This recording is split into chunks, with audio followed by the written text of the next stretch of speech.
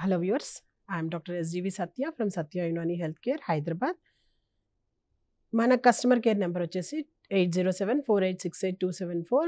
మీకు యునాని వైద్యంలో ఎటువంటి సలహాలు సంప్రదింపులు కావాలన్నా ఈ నెంబర్కి మీరు వాట్సాప్ మెసేజ్ చేయండి లేదా కాల్ చేయండి.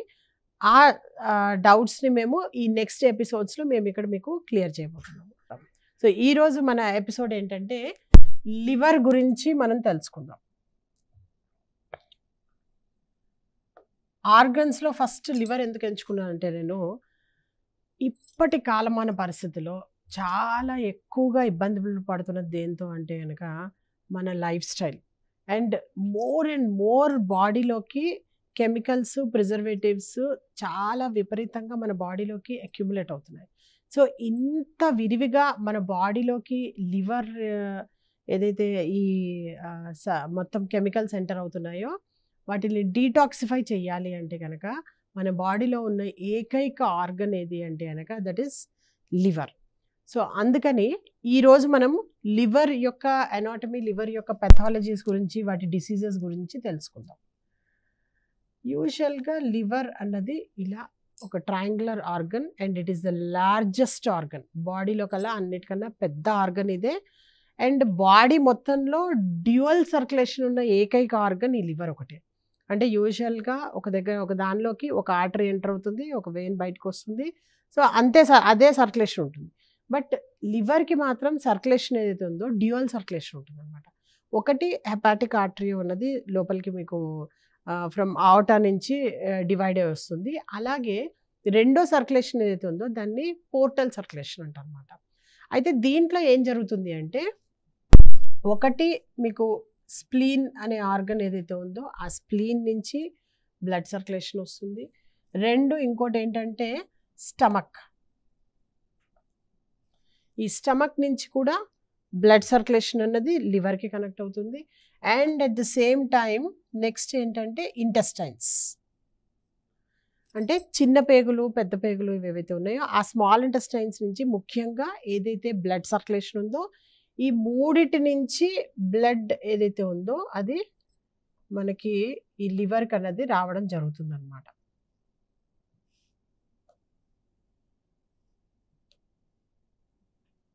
ఇవన్నీ కలిపి ఒకటి పోర్టల్ వెయిన్ అని ఫామ్ చేస్తుంది అనమాట. అంటే చాలా చిన్న చిన్న చిన్న చిన్న బ్లడ్ వెజల్స్ ఏవైతే ఉన్నాయో అవన్నీ కూడాను కలెక్ట్ అయ్యి దీనిలోకి వస్తాయి.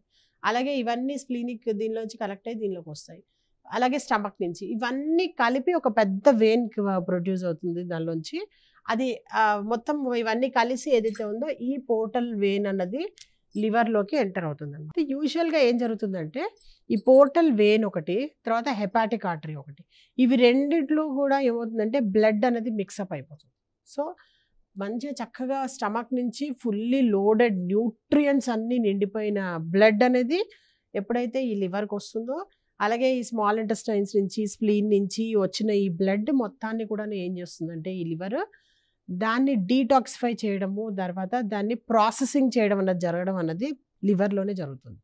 సో ఈ ప్రాసెసింగ్ అయిన తర్వాత బెస్ట్ క్వాలిటీ బ్లడ్ ఏదైతే ఫామ్ అవుతుందో అది ఈ లివర్ నుంచి మళ్ళీ ఏమవుతుంది, అది నెక్స్ట్ మళ్ళీ హార్ట్కి వెళ్ళి త్రూ సర్క్యులేషన్ ద్వారా మొత్తం బాడీ అంతా కూడాను అది సర్క్యులేట్ అవ్వడం జరుగుతుంది. ఇది మెయిన్గా దీని యొక్క మనకి అనాటమీ. ఆర్ దీనిలో ఎప్పుడైతే అబ్స్ట్రక్షన్స్ ఇవన్నీ జరుగుతాయో దెన్ డిసీజెస్ అనేది రావడం జరుగుతుంటుంది అనమాట. ఈ సర్క్యులేషన్ అనేది ఎప్పుడు కూడాను ఇలా పర్ఫెక్ట్గా నడుస్తూ ఉండాలి.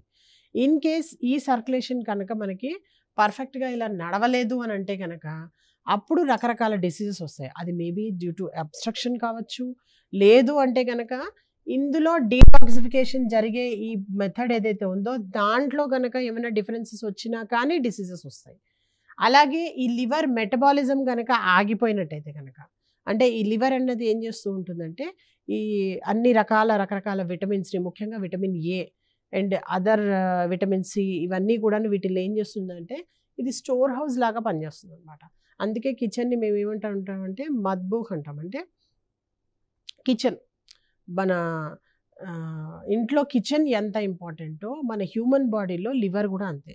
మొత్తం అన్ని రకాల కార్బోహైడ్రేట్స్, ప్రోటీన్స్, ఫ్యాట్స్ వీటిలన్నిటి యొక్క మెటబాలిజం ఏదైతే ఉందో, అంటే వీటి అన్నిటి యొక్క డైజెషన్ అనుకోండి, దాని అసిమిలేషన్ అనుకోండి, దాని యొక్క బ్లడ్లో కలవడం అనుకోండి, బాడీకి దానికి ఎలా ఎంత కావాలి ఏమిటి అన్నది, దీనికి ఎలా అయితే మనకి పైనుంచి బ్రెయిన్ నుంచి నర్వస్ సిస్టమ్ నుంచి సిగ్నల్స్ వస్తాయో దాని ప్రకారం ఇది దాని స్టోరేజ్ విలువలు ఏవైతే ఉన్నాయో వాటిలన్నింటినీ కూడా బయటికి పంపించడం జరుగుతుంది అనమాట. అంటే ఫర్ సపోజ్ ఒక వ్యక్తి ఉపవాసం ఉన్నాడు అనుకోండి, లేదా అన్నం దొరకలేదనుకోండి కొన్ని రోజుల పాటు, అయినా కానీ మనిషి ఎప్పుడు కూడాను చనిపోవట్లేదు. మరి ఎందుకు అన్నది ఎప్పుడన్నా ఆలోచించారా? It's because of liver. ఈ లివర్ అన్నది ఏం చేస్తుందంటే, ఎంతైతే గ్లూకోజ్ మన బాడీలో ప్రొడ్యూస్ అవుతుందో ఆ ఎక్సెస్ గ్లూకోజ్ అంతా కూడాను గ్లైకోజన్ అనే ఒక దానిలోకి ట్రాన్స్ఫార్మ్ చేసి లివర్ స్టోర్ చేసుకుంటుంటుంది అనమాట. ఈ గ్లైకోజన్ అన్నది ఎప్పుడైతే కార్బోహైడ్రేట్స్ తక్కువ పడతాయో లేదా గ్లూకోజ్ కావాల్సి వస్తుందో దీన్ని కన్వర్ట్ చేసి పంపిస్తుంది అనమాట.